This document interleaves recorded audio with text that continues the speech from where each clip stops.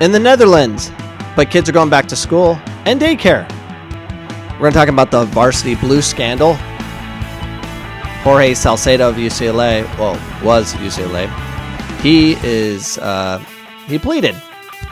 We're also going to talk about youth soccer in America, and I'm going to give you my advice for the day for all you parents are concerned about what should you do during this time. Everything on episode 494. This is Coach Cameron's Soccer Podcast. Thanks for joining me. But first up, we're going to be talking about the Netherlands and everything that's going on there. I think there's future scandals going on, but let's just read from the DutchNews.nl. They say Dutch reopen primary schools and daycares, but ban events until September. So no sporting events, but your kids are going to be going to school full speed, trying to figure out how do we spread the virus as fast as possible. I have a problem with all this that's going on based on who's telling us what to do, because it's politicians that know nothing. Let me tell you something about politicians. I don't care what side you're on, what part of the world you're on. They are bought. They are paid for. They don't have a critical thought in their brain. They run for office. They try to convince you to be part of voting them into office so they can have ice cream of any color, like Nancy Pelosi. They are taking our money, and then they're taking more money to influence things however they want according to the money they were given. That's what's happening. If you don't see that, you're crazy. Anyways, the Netherlands will start reopening primary schools and daycare centers May 11th, but organized events remain banned until September 1st. The Prime Minister told a news conference on Tuesday evening, "This is a maximum we can do at the moment. In particular, relaxing the social distancing rules too quickly will lead to a second wave of infection, which needs to be averted. These are difficult considerations, but it's a question of better safe than sorry. We have to be cautious." What? You want to be cautious? Why are you letting kids back in school? Why daycare's being open? If there's one thing we do know about the disease, I think, is it spreads fast. So you have all the kids in schools and daycares, and then they spread it there, and they're fine because it doesn't affect the kids. And they come back home and spread it to grandma, grandpa, and then a bunch of people die. I mean, if I was going to choose how to spread the disease fast as I could, it would be go let kids back in school. But I don't understand the disease. But from what we know now, that's what it would be. It makes no sense. So they are truly manipulating things in someone's favor. This is what I think is what's happening is the Prime Minister of the Netherlands is getting paid, or the government officials over there are getting paid to keep that league shut down. But because of political pressure, they're getting kids back in school because their voters are saying, we need our kids out of our house because they're killing us. I get it. But shut down professional football with empty stadiums. They can't even practice. It makes no sense, except for if they keep that happening that way, that will force probably some smaller clubs to drop out because of financial reasons, go bankrupt and all that, and other people get in, and those other people are funding the government. Conspiracy? Yes. How many conspiracies are coming true right now? For the ones who are willing to do the information, a lot. You can't trust it. Speaking of conspiracies and, whatnot, you can't trust people like this, the coronavirus people. Not only can they go back to school, they can participate in sports. I forgot to read this part. Sports, young children will also be allowed to resume taking part in team sports, but without formal matches, which pose a bigger risk of spreading the virus.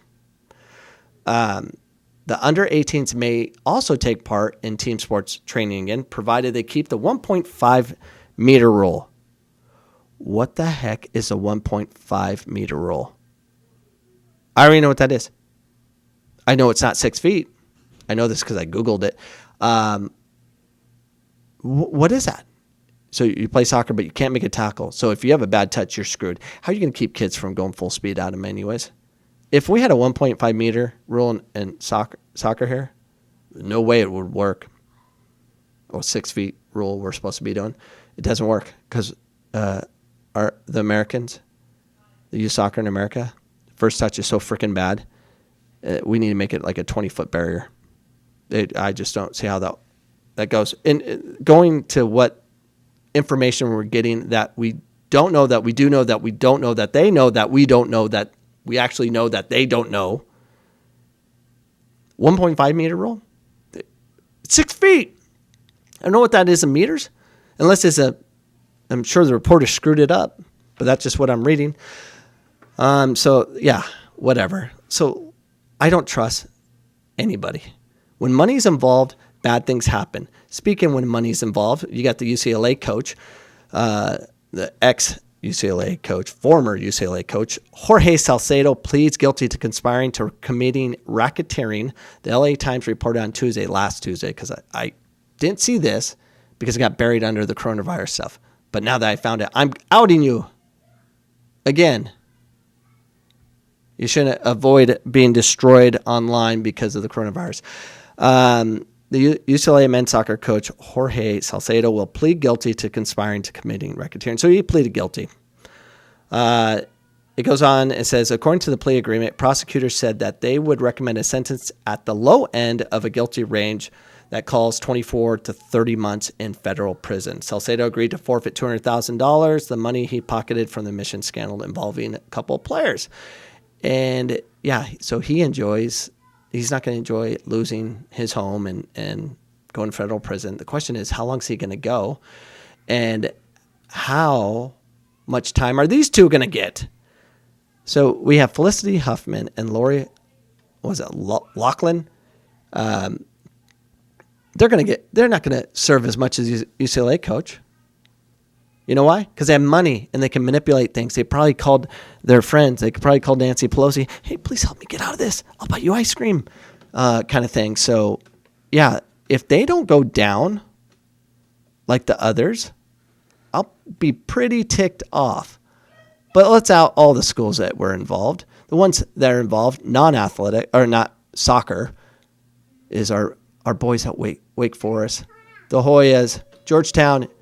And then we had, University of Texas, University of San Diego, Stanford, whether it was that rowing or something. But the big three are USC, UCLA, and Yale. That's big three for us. Those are the soccer-affiliated ones, and they're the ones that are causing problems. And they all got fired. Good riddance. You should be fired. So, yeah, that's my podcast today. But as far as youth soccer in America, it's all messed up. But I'm going to give you some advice, Mom and Dad. So when choosing a soccer club to play in, now you see it all on Facebook, everywhere. Tryouts here, sign up here. Please, they're like, they need you because they need the money to pay their coaches to do something because they can't do anything right now. They're trying to sign up. They're trying to get your information right away. It's a big scam. Don't trust the clubs. Trust the coach. Wherever that good coach is, and a good coach is someone that is actually allows your kid to fail, allows your kid to learn, allows your child to learn to take a first touch that actually isn't past the 1.5 meter mark. That'll help them if you ever move to Netherlands. You need someone that will focus on technique and not winning. You want competency of the sport from that coach, but you also want them to teach the kids to be successful. In order to be successful in life, you have to go through the process of failure. You have to find a coach that cares, that allow them to fail.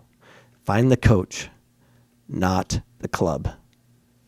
That is the best advice I can give you. So I'm out of here.